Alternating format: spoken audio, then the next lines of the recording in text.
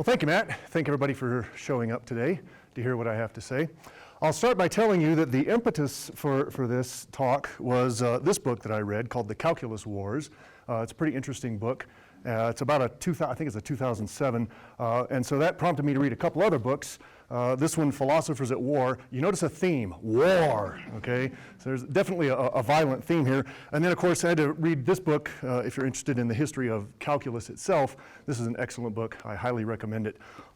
It's quite old, but it's still relevant because it only goes up through the 19th century, I think. So let's get started with calculus and Newton and Leibniz. You've all heard the word calculus, okay? So today we're going to address some questions about calculus and its invention. The first question is, what is calculus? Because that's fairly important, okay? Then we'll talk about why did calculus appear when it did, okay? What was going on historically in the world of mathematics that set the stage for calculus to appear? We'll talk about who did what when. I like saying that fast, okay? And then we'll talk about why was there a controversy about it in the first place, right? So let's start with, what is calculus? Now there's a whole row of people right here that know what calculus is. This is most of this row is in my Calculus 2 class.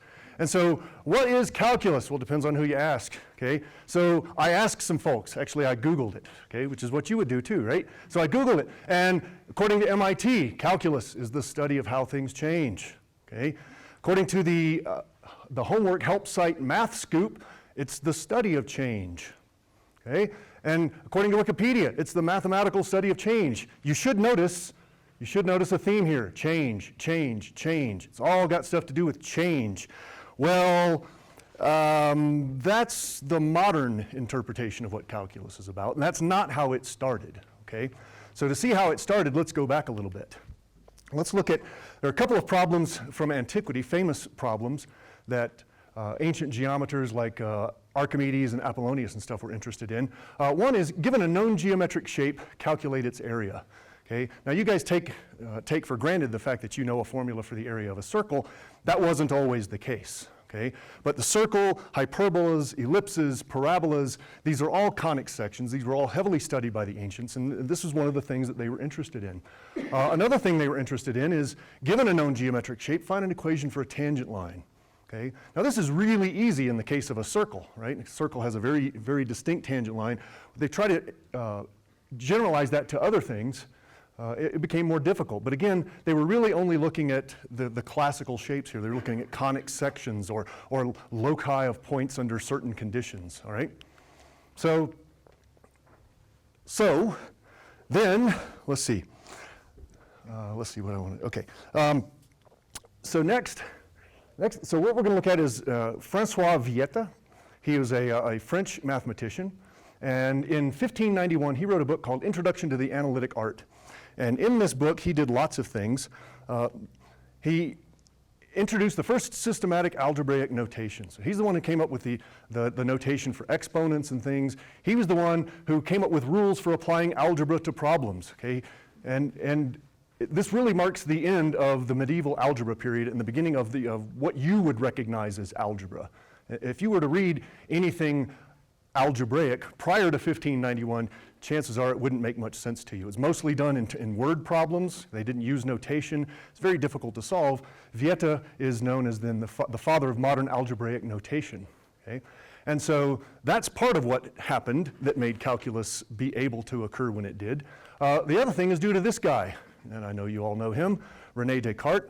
And so what did he do? Well, in 1637, he wrote a book called Discourse on the Method of Rightly Conducting One's Reason and of Seeking Truth in the Sciences, okay? And there was an appendix. There was an appendix to it called that. Now, I don't speak French, but I'm pretty sure I could translate that, okay? Yeah, it's geometry. He's writing about geometry, and this is the one that made him famous. This is where he introduced analytic geometry, where he made the connection between algebra and geometry, and of course it was this that also led to the Cartesian coordinate system, all right? So now, with Vieta's notation And with Descartes' marrying of geometry and algebra, people were able to look at much more arbitrary type curves. We weren't just restricted to things like conic sections. We could do arbitrary curves, y equals x to the n, okay, for various values of n. All right, so this puts a new twist on those two problems from antiquity. Okay, so now the new problem becomes, find the area of a plane region that's bounded by an arbitrary curve. Okay, it doesn't have to be a conic section like a circle or a parabola. It can be anything. It could be the graph of any sort of arbitrary function.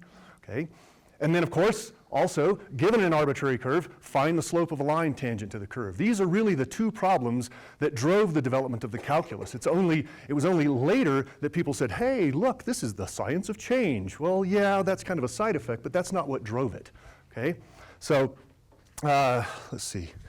The algebraic notation of Vieta coupled with the analytic geometry of Descartes led to an explosion of interest in arbitrary curves now. Arbitrary curves. Okay? And it didn't take long before somebody figured out how to do this. The first guy I'll talk about is this one. That's a fun name to say, Bonaventura Cavalieri. Okay, and he was obviously an Italian, and it was sometime in the 1630s when he started looking at arbitrary curves of the form y equals x to the m, and he derived what many of you will recognize as an integration formula. Okay? The integration formula from 0 to a x to the n dx is this.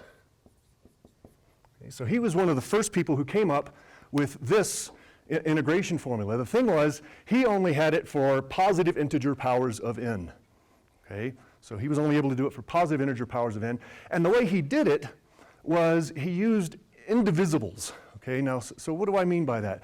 Well, he took the plane region that was bounded by an arbitrary curve, and he imagined sticking rectangles under it. Okay, and then what he did was he said, now these rectangles, they can't be too wide, so they have to be infinitesimally wide. Okay, so we put infinitesimal triangles in there. Now, it's not zero width, it's infinitesimal. Well, what does infinitesimal mean? Well, it's the smallest positive number. Well, wait a minute. There is no such thing as a smallest positive number, at least not in standard analysis. For those of you who are interested, if you reject the axiom of choice and go into non-standard analysis, then you lose the well ordering on the real numbers, and you can get a positive element that is smaller than every other positive element that it relates to. But in real math, okay, in regular math, you can't do that. So what was he doing with these infinitesimals? Well, the problem that he had was a conceptual problem. The rectangles had to have some finite non-zero width, because if they didn't, then they would have zero area, right? And you can't add up a whole bunch of things of zero area and get something with non-zero area. Okay? And as we'll see, this indivisible infinitesimal thing was to plague the logical foundations of the calculus for quite some time. And it answers a question I will ask later. So I'll save that. All right? So Cavalieri was one of the first. The next one, you recognize this guy, Fermat. Okay? The prince of amateurs is what E.T. Bell calls him. He was not a mathematician by trade. He was actually a lawyer. Who just did mathematics in his spare time for fun. Doesn't that make you sick? Okay, and so what did he do? He came up with the difference quotient. You guys remember the difference quotient, right? What do? You're trying to find the equation of the tangent line. You take your variable x, you increment it a little bit, and then you take it and you make a difference quotient. You get a slope of a secant line, and then you let that difference go to zero, okay? That's Fermat. He's the one that came up with this, okay? He came up with the integration power rule for rational values. So in other words, he was able to expand this to rational values. Okay, all rational, well, except for -1, that would have to wait. Okay, n equals -1 would have to wait. But he was able to expand this to rational values. There is some evidence that Torricelli did it before him, but Fermat did not know. Okay, so, and of course it was unpublished. But anyway, so next we come to this guy, Newton's predecessor. What do I mean predecessor? Isaac Barrow. He was the first Lucasian professor of mathematics at Cambridge, which you may recognize that that's the job that Newton took over, and he did. So Barrow wrote a lot about geometry. In fact, he had a publication in 1670 called Lectures on Geometry. It's rather interesting. In this book, he talks about the method of tangents. He describes the method of tangents. He does some stuff with integration, but it's not very clear. And he sort of does about half of the fundamental theorem of calculus here. He shows let's see if I can get this right, he shows that he can turn tangent problems into area problems, but not vice versa. So it's sort of a part of the fundamental theorem of calculus there. But the interesting thing is that he didn't actually publish this. These were based on lectures that he was giving, and he wrote up his notes for publication and then handed them off to Newton, okay, and a guy named John Collins, who we'll talk about more later, and gave up mathematics for theology, resigned as the Lucasian professor of mathematics, and went to study theology. This was in 1669, and so Newton and Collins polished it up and published it, okay? And it's an interesting question, how much did Newton glean from that? So with all of this talk about what these people before them did, and I've left out a whole bunch. I could literally have made this entire talk people who anticipated the results that Newton and Leibniz came up with, okay? So the real question then, since almost all of these techniques were known to mathematicians before their time, why do they get any credit at all? Okay, I mean, that seems like a valid question. So let's turn now to this guy, Isaac Newton, okay? He doesn't really need much of an introduction. Here's an interesting piece of trivia though, okay? Newton was born on Christmas Day, December 25th, 1642, okay? However, if you go onto Wikipedia or any other reputable source and you look up his birthday, they will tell you that he was born on January 4th, 1643. Does anybody know why? The calendar switch, exactly. So in 1751, England switched from the Julian calendar to the Gregorian calendar, all right? 1752, which means, and so to align with the rest of the continent who were already on the Gregorian calendar, they had to add 11 days. So Wednesday, September 2nd, 1752 was followed by Thursday, September 14th, 1752. And that process of adding 11 days to December 25th does in fact get you, to January 4th. So there's a neat little bit of trivia for you. Okay, his method of fluxions, this is what Newton called his derivatives, okay? Because Newton initially, at least, was thinking of things in terms of motion. Okay, so now we start to see why the modern notion of change. Actually, he gave 3 different justifications for his method of fluxions. One based on infinitesimals, okay? That was early, and later on in his career, he seemed to do away with that because I think he realized that didn't really hold water logically. Another one was with the notion of change. Okay, so in Newton's terms, he had fluxions and fluents, and so his idea of a fluent was something that was moving along like the path of a particle. Okay, and then the fluxion would be essentially its velocity at any given time, right? Its rate of change. And so when we teach calculus now in Calculus 1, when we introduce the notion of the derivative, we do it with velocity, largely for historical reasons, but also because it's just very intuitively appealing. Okay. So by 1669, he had developed his method of fluxions. Didn't publish yet. We're going to talk about that. So let's talk about the other guy in our debate here, Leibniz. Leibniz was not a mathematician by training. He was actually a diplomat. He spent most of his life in diplomatic service, toward the end, largely in the service of George Ludwig, the Duke of Hanover. Okay. But in 1672, he was sent to Paris on diplomatic business, and while he was there, he met Huygens. Okay, now you may have heard of Christian Huygens. He was a Dutch, what would we call him, an astronomer, scientist. He did lots of things, okay? Kind of became his student, got really interested in mathematics and started studying mathematics, okay? In 1673, while he was in Paris, he went over and did a little quick jaunt over to London, did not meet Newton. Never did meet Newton. Newton and Leibniz never met. That's an interesting point here. Okay, visited again in 1676. Why didn't he meet Newton? That's a good question. In 1673, he'd never heard of him. Okay, so he simply didn't know that was somebody he should have looked up. As far as why didn't he meet him in 1676, my sources are conspicuously silent on that matter. I couldn't figure out why. He was only in London for less than a week on his second visit, so it was probably just too quick for them to arrange anything. But it's interesting that they never did meet, although they did exchange letters, okay, primarily through third parties like John Collins and another guy named Henry Oldenburg, who at one time was the secretary of the Royal Society, okay.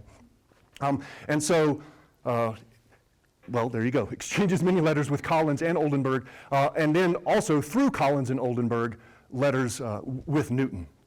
Okay? So, whenever there's a priority dispute, at least in modern terms, priority disputes really don't arise, because in modern terms, the criterion for establishing priority is very simple. Who published first? That's all there is to it. If you publish first, you win. Okay? So let's answer the question. Who published first? Well, what do you think? 1684, Leibniz publishes a paper in the Acta Eruditorum. By the way, this is a journal that was based in Leipzig that Leibniz and Johann Bernoulli co-founded and edited. Okay? And so in 1684, he produced this paper that's actually the full title. You'll like this, and it's important.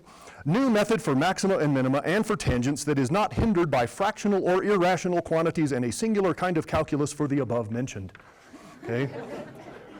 But notice, is not hindered by fractional or irrational quantities. Remember I said that Fermat had this for rational values of n? Okay? Well, now Leibniz showed that it works even for irrational values of n. Okay? So in other words, it works for all real n, again, except the case n equals -1, which is a special case. So, and also in this paper, that dy dx notation that you guys love so much, right? As well as rules for computing derivatives, the power rule, the power rule, the product rule, quotient rule, all of this stuff is in his paper of 1684. So it's clear that Leibniz published first. Well, that's only part of calculus. What about the integrations, or what about the, excuse me, that was the differentiation, okay, the integration one was in this paper, 1686, 2 years later. You'll like this title too. It stands for About the Deep Geometry and the Analysis of Indivisibles and Infinities, okay? In here, yeah, I figured that would happen. I used a different font. This is supposed to be the integration symbol here. It's supposed to be over here. Okay? But there's a different font on this machine. Anyway, so contain results on the integral calculus and introduce the integral notation, the integral symbol. So you have Leibniz to thank for that symbol as well. Okay? Well, so that's pretty much it, right? The derivatives, the integrals. Well, actually, there's one other piece of calculus, right? There's the connection between the two. Who published first in that regard? What do you think? Leibniz, 1693, with a Latin title that is ridiculously long. I'm not even going to tell you what that means, okay? But in here, first published proof of the fundamental theorem of calculus. So if you go by modern standards, Leibniz clearly establishes priority because he published everything before Newton did. Well, now, wait a minute. Newton was in possession of his fluxional method as early as 1669. That was at least 15 years before Leibniz's first paper. Why didn't Newton publish? If Newton had just published this stuff, then there would be no dispute. There would be no historical controversy. It would be clear Newton had done it first. Why didn't he? Well, that's an interesting story. And it has to do with an experience that he had dating back in 1672. Beginning in February 1672, Newton read a number of papers to the Royal Society concerning experiments that he'd done on colors. Okay? And so in February 1672, he read a paper, New Theory About Light and Colors, in which he established, everybody knows that white light is a blend of colors, right? So that was the first one where he had the prism experiment, and he had the white light coming in and spread it out into the color spectrum. Okay? And he read this paper in front of the Royal Society, and well, it didn't go over well. Now you'd think, hey, that was a great advance. Everybody should have loved that. Well, not true. One person who really didn't love it was this guy, Robert Hooke. Okay, so Robert Hooke, well, actually, that's not really him. There are no contemporary portraits of Hooke. There was one, and it hung in the Royal Society until after Hooke's death. Newton was president of the Royal Society, and the only known portrait of Hooke mysteriously disappeared while Newton was president of the Royal Society. So, well, He's been referred to as the English Leonardo da Vinci because he had his hands in lots of things. You may recognize the name, if from nothing else, from Hooke's Law, right, about springs. Okay, it's the same guy. He did lots of stuff, and one of the things he did was he accused Newton of stealing his ideas. Okay, immediately after Newton started reading these papers on colors, he said, hey, those are my ideas, you're stealing my ideas. Okay, and then later on, when Newton floated his idea about gravity, he would say, hey, you stole that from me too. And so Hooke really just did not get along with Newton. I guess it would probably be safe to say that they hated each other. And Newton withheld full publication on his optics until after Hooke's death. Okay, and we'll come back to that also in a moment.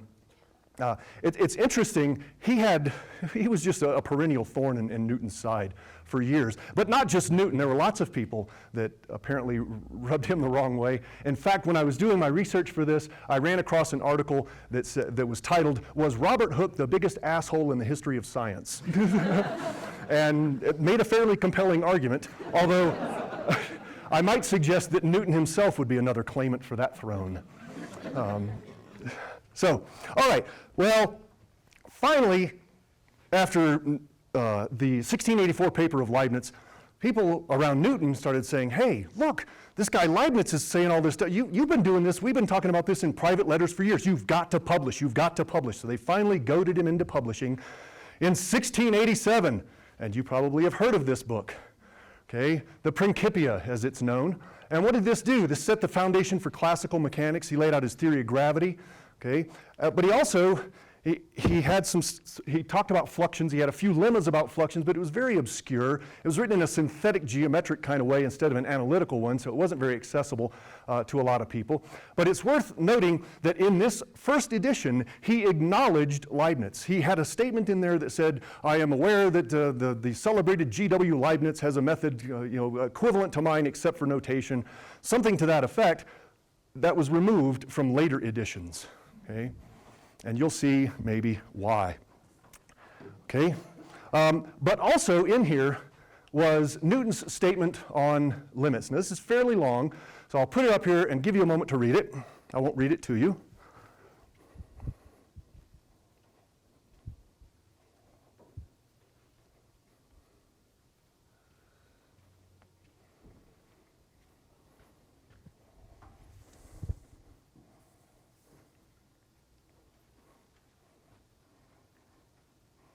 Okay, so that's the full thing.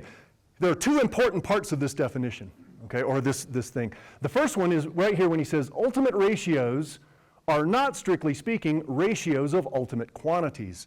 What is he doing there? Well, what he's doing is he's specifically dismissing the whole idea of infinitesimals and indivisibles, okay? Because Leibniz had the idea that you guys have seen where you draw the characteristic triangle, right? You have a delta y and a delta x, and he had the idea that the delta x would collapse down to some infinitesimal, some last little segment before you got to zero. And the dy would do the same, and then the ratio of that dy to the dx was the derivative. Of course, that's nonsense now, but that's exactly what Newton is arguing against, right? Ultimate ratios are not ratios of ultimate quantities, right? He's saying it's not that there's some last thing you get to and then you take the ratio of those. It's a ratio of things and then everything just sort of disappears, okay? And then you come up with a number at the end, okay?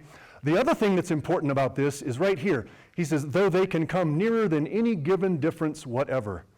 You think about the modern definition of a limit that's due to Cauchy and Weierstrass in the 1800s, that's almost precisely the modern definition of a limit, right? You say that the two quantities given an epsilon, right, you can always make those two things, the difference between them less than epsilon, so you can get them as close as you want, all right? So this, in my opinion, is mainly why Newton gets credit, because he was the first one to see that, oh, wait a minute, this indivisible stuff isn't working, we got to do something else. And it was, as I say, it was a rough, crude thing, and it would take several years, decades, for others to make this precise. But Newton was on to something here with the limits. Okay, so that's why he gets essentially credit for this.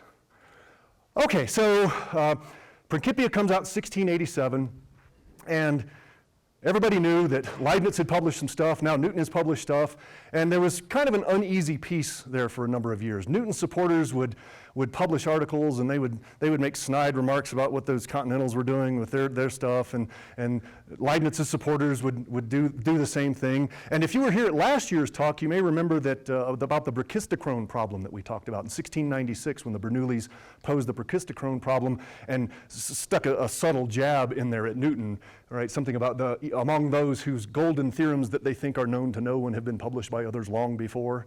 Okay, so little low-level skirmishing, I would say, keeping with the war theme.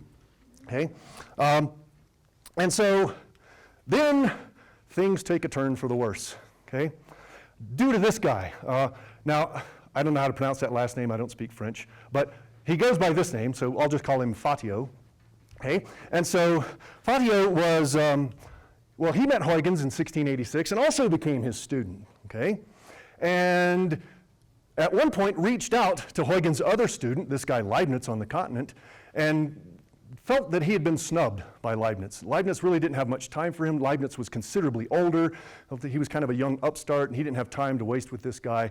And Fatio didn't take that very kindly, okay, to say the least. So also, he solved that brachistochrone problem, but he missed the deadline sending it in. And so when they published the list of everybody who had solved it, his name wasn't on the list, and he felt snubbed by that too. So he had good reason to be kind of pissed at Leibniz. Okay? So in 1699, he read a paper called The Twofold Geometrical Investigation of the Line of Briefest Descent. And at the end, he makes the first public suggestion that Leibniz might have borrowed something from Newton. In fact, what he said was this: "The celebrated Leibniz may perhaps inquire how I became acquainted with the calculus which I may use. I recognize that Newton was the first and by many years the most senior inventor of calculus, being driven thereto by the factual evidence on this point. As to whether Leibniz, its second inventor, borrowed anything from him, I prefer to let those judge who have seen Newton's letters and other manuscript papers." So, in other words, he says, I'm not saying Leibniz stole this. I'm just saying, right? Well, you can imagine that Leibniz didn't take well to this. Okay, so he responded, and what did he do? Well, he sent a letter to the Royal Society, demanding, hey, you got to do something about this guy. He's making all these accusations, and at this point, it's important to point out that Leibniz and Newton were still on friendly terms. They were exchanging letters. They were polite to each other, and Leibniz didn't believe for a moment that Newton had anything to do with this. This was Newton's apes, is the term that was used. And he felt sure that if he could reach out to Newton, that Newton would put a stop to this. And by the way, Newton was president of the Royal Society by this time. Okay, so he publishes a letter in the Acta, okay, defending himself. All right, and anonymously reviews his own letter. Okay, so not only does he write a letter defending himself, then he writes another letter saying, "Oh, that Leibniz guy, that's straight up, man. We shouldn't be." As you'll see, apparently anonymous publishing was a thing in those days, and it's not the first time that Leibniz did it. And we'll see another example here in a minute. Of course, he gave it a glowing review, right? Yeah, this guy Fatio is way out of his league. He has no business doing this. Newton remained silent on the matter, and as a result, it died down, and most mathematicians sided with Leibniz, said, yeah, you know what, you got a point. This guy, he was way off base. And so everything kind of calmed down for a little while. Okay,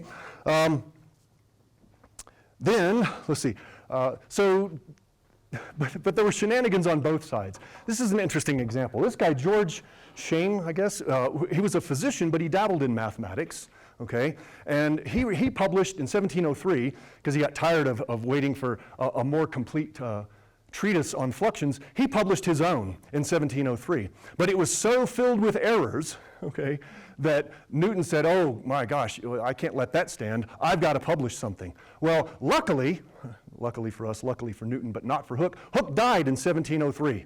Okay? And so now that he didn't have this gadfly coming around trying to steal the credit for his ideas, he decided to publish. So he published his full version of optics, and yeah, with the K, isn't that cute? Okay, in 1704, and well, As an appendix to the optics, he has a much fuller treatment of his fluxions. Well, later on, Leibniz anonymously reviews the optics. Okay, we've seen this before, and here's what he says. He says about it. It is well known that at the time. Hello. Excuse me. That's the wrong quotation. Okay. Well, what he said was he compared the fluxions of Newton. He says that Newton has always worked with fluxions, having substituted those for the differentials of Leibniz in the same manner that Honoré Fabry substituted motion for the indivisibles of Cavalieri. Okay, that seems like a fairly straightforward thing. You say, oh yeah, he did a thing like this guy did over here. Well, those names don't mean anything to us. Well, Cavalieri does because you just saw it. But the Honoré Fabry, what was this about? Well, that was actually a well-known instance of plagiarism, where Fabry had stolen Cavalieri's ideas, dressed them up in other notation, and tried to pass them off as his own. And so it seems like Leibniz was sort of underhandedly accusing Newton of stealing stuff now. Okay? It gets worse. It gets worse. Oh wait, there's the quote. Yeah, has substituted progressive motion in the place of the indivisibles of Cavalieri. People who knew about the incident with Fabry and Cavalieri knew what was going on. Others didn't. Okay, but them's fighting words now. Okay, so again, back and forth with these guys. Newton supporters making snide comments about Leibniz. Leibniz supporters making snide comments about Newton. Finally, things come to a head due to this guy who I could not find a picture of. Okay, John Kyle. He was the sort of a self-appointed champion of Newton, was a good friend of Newton, exchanged lots of letters, was a fairly competent mathematician in his own right. Whoops. And in 1710, he published a paper on centripetal forces in the Philosophical Transactions, in which he outright accuses Leibniz of plagiarism. Here we go again, thinks Leibniz. This is just another fatio, right? Coming up accusing me of this stuff. So what does he do? He says, I'm going to do what I did last time. He writes a letter to the Royal Society and says, you've got to do something about this. You know, these guys keep coming up. And so April 1711, Kyle reads his own letter of response in which he not only refuses to apologize, he doubles down. He says, no, I'm convinced that Leibniz took this. I've seen the papers, I've read the letters, I know he did. I'm not backing down, I'm not apologizing. Whoa. Well, when the word of this gets back to Leibniz, he can't believe it. I mean, he thought sure that this would go the same way as it did last time, that Newton was on his side and that he would slap down this little upstart. Okay, and in fact, he even uses a term, well, it was translated to that, it calls him an upstart. He writes back and says, well, come on, guys, you got to do something about this. Newton says, you know what, you're right. We're going to appoint a committee to investigate. So on March 6th, 1712, the Royal Society appointed a committee to investigate the question of the priority of the invention of the calculus. Okay? The committee. Well, guess who picked all the people to sit on the committee? Newton. In fact, there were a couple of continentals. They did drag a couple of people off the continent to come and sit on this committee to try to give it the veneer of an international legitimacy, but not really. The committee never interviewed Leibniz, never asked Leibniz anything, never requested any documentation, any kind of paperwork, nothing. Okay, never interviewed him. They issued their final report on April 24th. If you're counting, that's 49 days after the committee was convened. Okay, now some of you have experience on committees, okay, and you could probably imagine a scenario under which a committee could make a report like that in 49 days. Yeah, they knew what they were going to find, right? So they issued the report, and the report has become known by this shortened Latin title. The actual English translation is The Correspondence of the Learned John Collins and Others Relating to the Progress of Analysis. Okay? It's firmly established that Newton had his calculus developed before 1669. Okay? Firmly established that. And that was never really in dispute because there are letters between Newton and Oldenburg and Newton and Collins as early as 1669 where he's describing these things. So, but the final report was authored by Newton himself. Okay. Now this was not known at the time, except to a select few insiders. This was only after historical research that what they found is they found a preliminary copy in Newton's handwriting. Okay. So Newton wrote out the report of the committee and said, so he appointed the committee, said, go investigate, here are your findings. Okay. Here's what you're going to find. And of course, so the evidence, what was the evidence they looked at? Well, they looked at, first off, there was Leibniz's 2 visits to London. As I said, he never did meet Newton while he was there, but he did go to the Royal Society, and he did have some time to peruse some of the letters that had gone back and forth between Newton and Collins and Newton and Oldenburg, so he did see some of these materials. Exactly which materials he saw and for how long he saw them is a matter of dispute, and it appears, after further reflection, that Newton thought he had them longer than he did, okay? That he had more access to them than he did. But there were also the 2 letters that he exchanged with Newton. Okay? And those 2 letters, Newton describes what he's doing. He talks about how he has a method of finding tangents, sort of, and a method of finding areas, but he doesn't reveal anything about his methods, and in fact, he conceals it in an acronym. Okay? So he wrote an acronym that doesn't really say anything. I mean, all it says is to find the relationship between, to find fluxions from fluents and vice versa, or something like that, given any number of fluents to find their fluxions and vice versa. So in other words, he said what he was going to do, but he didn't give any indication as to how he was doing it. Okay, so that's not really very valid. Yeah, that's what the thing said, given an equation involving any number of fluent quantities to find the fluxions and vice versa. There's no suggestion of what method he was using here. So to me and to other observers, it seems a little bit sketchy. Seems a little bit sketchy, especially the committee. So was this verdict fair? No, of course not. It wasn't known as much at the time. The thing is that at one point, Leibniz decided that he was going to write a history of the calculus based on his notes. But the problem is, well, Leibniz was moving around a lot because he was on diplomatic business. And his papers were not very well organized, to say the least. He also had the bad habit of writing in script so small that one needed a magnifying glass. And so the idea that he could just go back and quickly comb through his papers and put together a history, it never happened, okay? But subsequent scholars have gone back and looked at everything that he had privy to, what he did versus what Newton did, and modern day scholars have largely exonerated him from learning anything from Newton. Well, but he learned plenty from all the people that Newton learned from, right? And in fact, one of Newton's most famous quotations is, "If I have seen farther than others, it is because I was standing on the shoulders of giants." So he seemed willing to acknowledge his debt to these guys like Cavalieri and Fermat and Barrow and Torricelli and John Wallace and those sorts of guys. But the idea that, I don't know, a continental would poach on his terrain, I guess, just upset him. So after the publishing of this report, you might imagine that Leibniz's stock fell somewhat in the eyes of the rest of the world, now that he'd been labeled officially as a plagiarizer. He protested, of course, wrote to the Royal Society. Nothing came of that. There were some attempts by third parties to reconcile the 2 guys, and they actually did exchange some letters over the next few years, but of course the Royal Society refused to retract the publication, refused to retract the conclusions.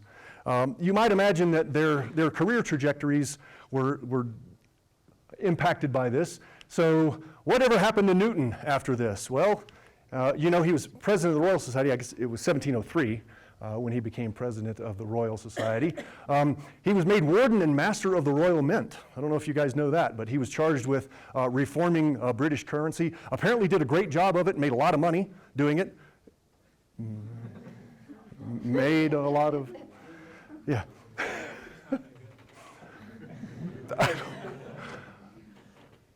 Duly noted.